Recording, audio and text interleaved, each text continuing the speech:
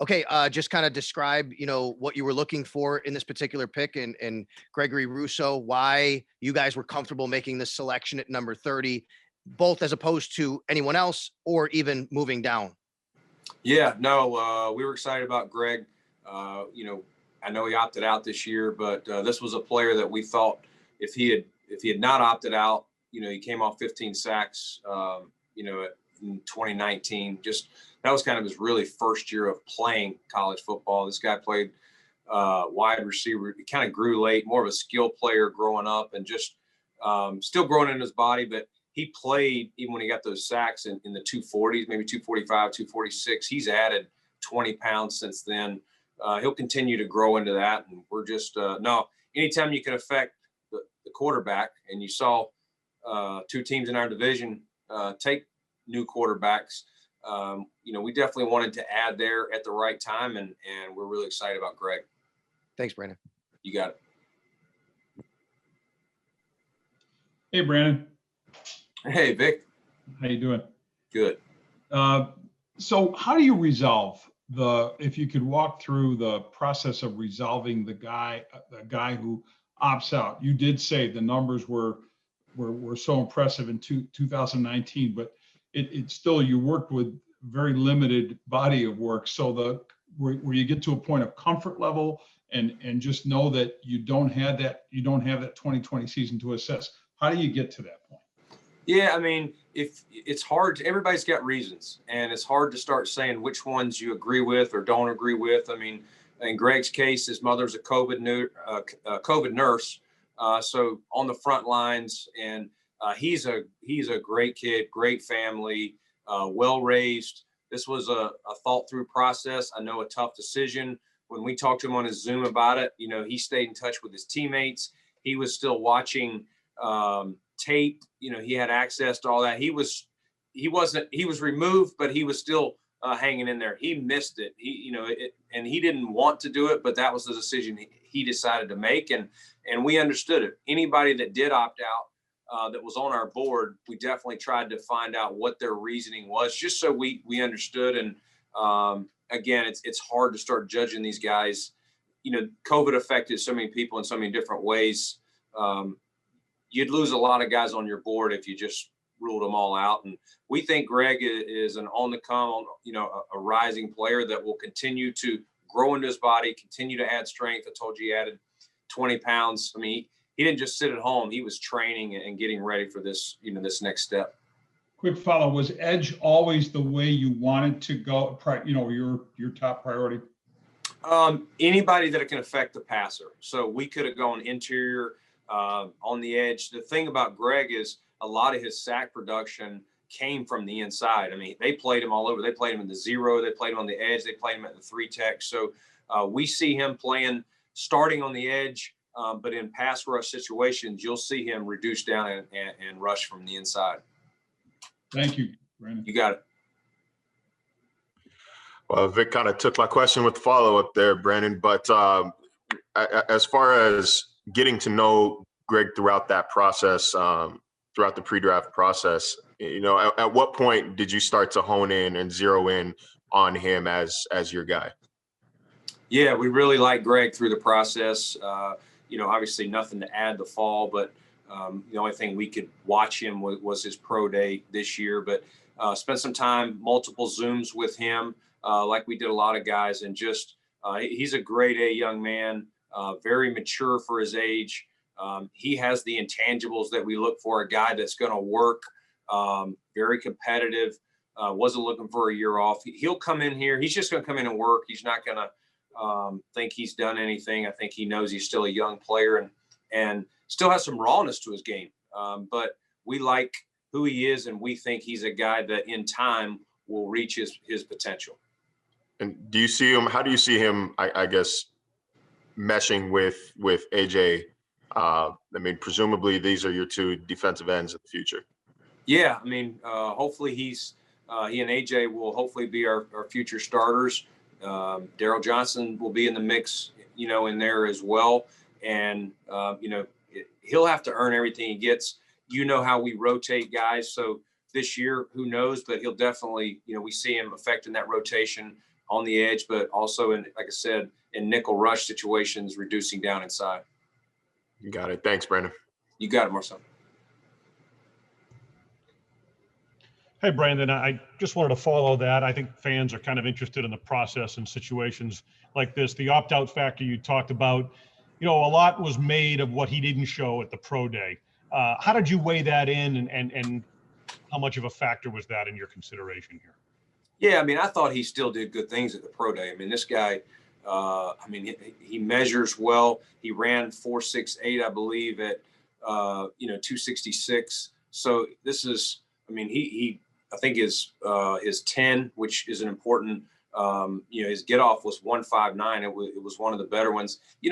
I think the people on his pro day, Jalen Phillips was there, who's probably a little more fluid, but Greg has length and some other things. So they both get to the passer in different ways. He uses his get off and his length to affect the passer, whether it's just engulfing or, he had several plays where he got the sack because he's being blocked and he reaches around and causes a fumble with the quarterback. So again, his pass rush stuff will improve. He needs to improve his counters and things like that. But again, a one-year player, he's got a knack for getting to the quarterback. A lot of guys can get off and rush, but they don't necessarily have the feel to how to get the quarterback down or the instincts. Greg is an instinctive player. He's just a young player that, again, we think has a ton of upside and will fit in here well.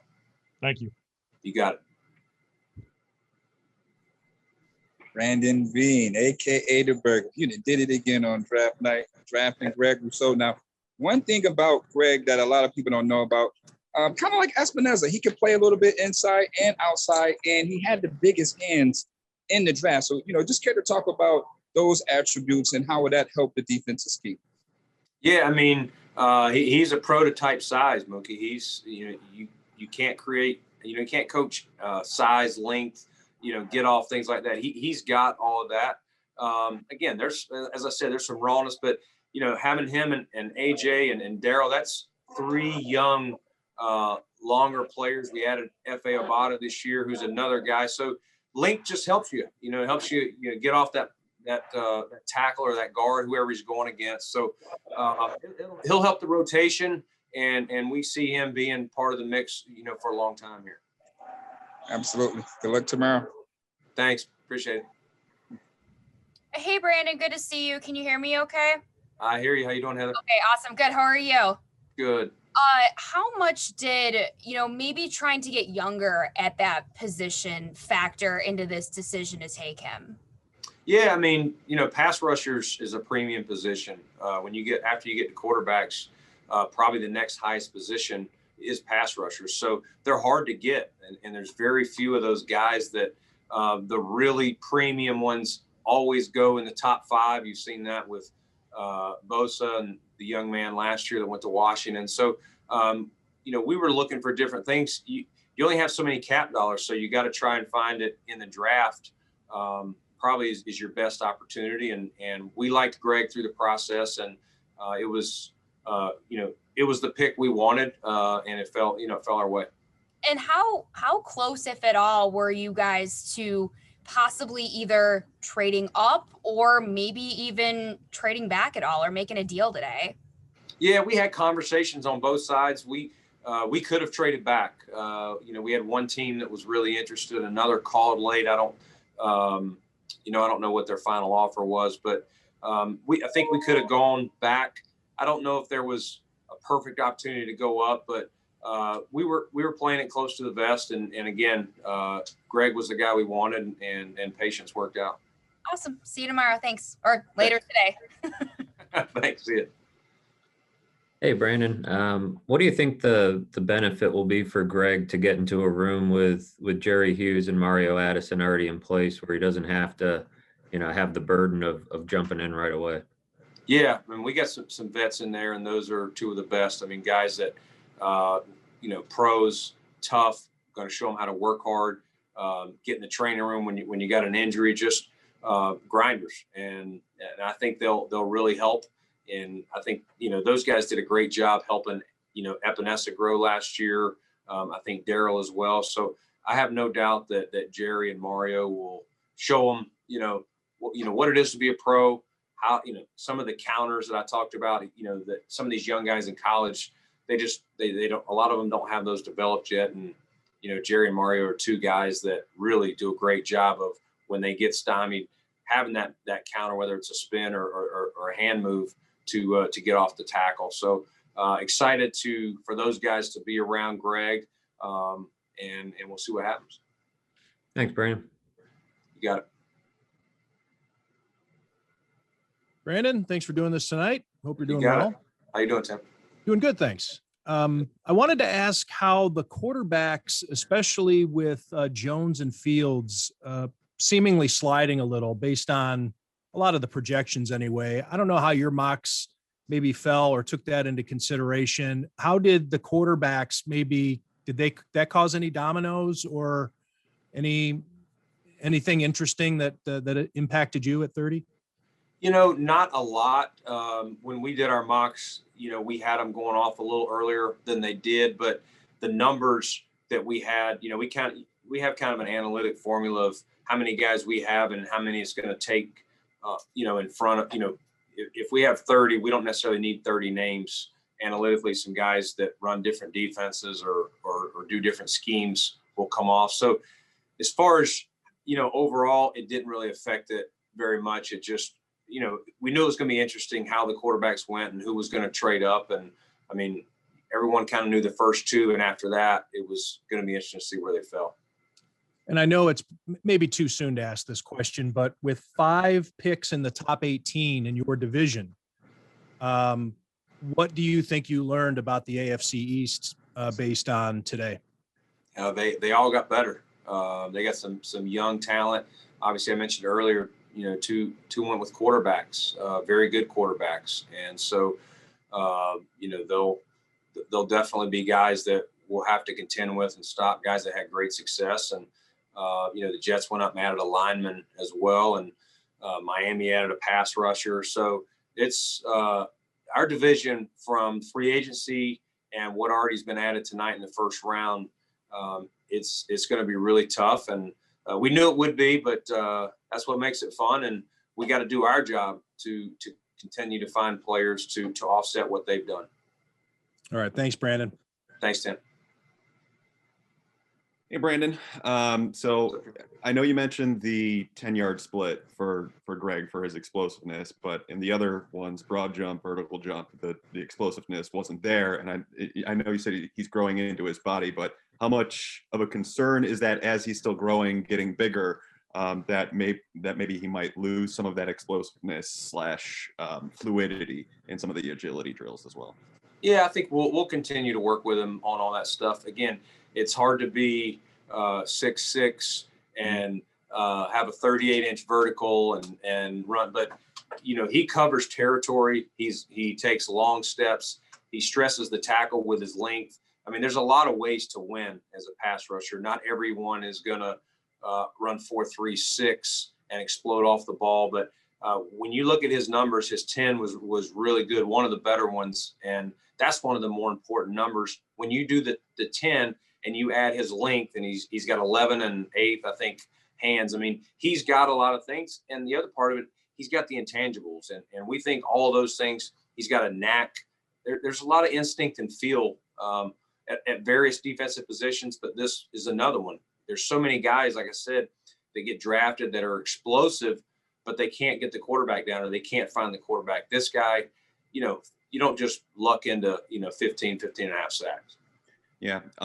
And the other thing I was wondering is just for him, last year you wanted Epinesa to get down from where he was in weight wise, and you said Rousseau's still growing. Ideally, where do you want him, especially considering he's taller, and I don't know, I think he might have longer arms than AJ. So where do you want him ideally?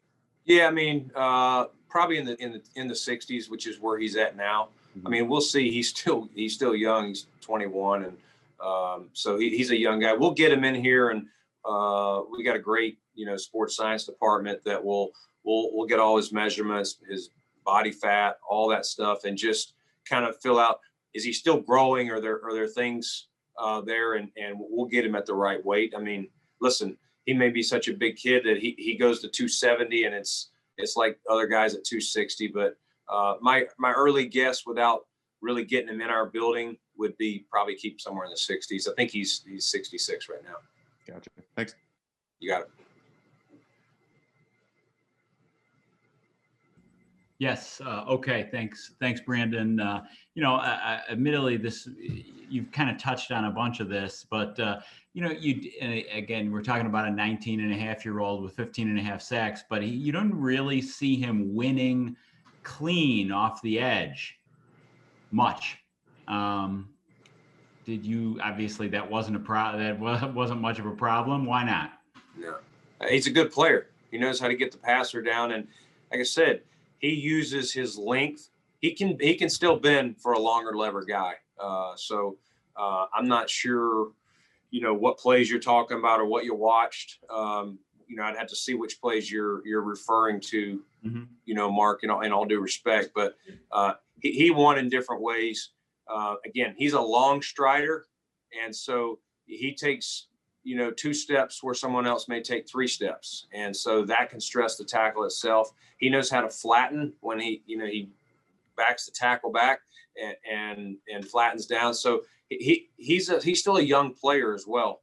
And like I said, you either have that feel to when to kind of not be passed around the quarterback and flatten down. He's got a great feel inside. I'm not worried about that. I think he'll fit great. Eric Washington will do great things with him, and he'll be a great piece to add to our front. He'll be a rotational piece, and like I said, we're not locking him in as a starter day one, but he's a young guy that we think will be a great fit here long term.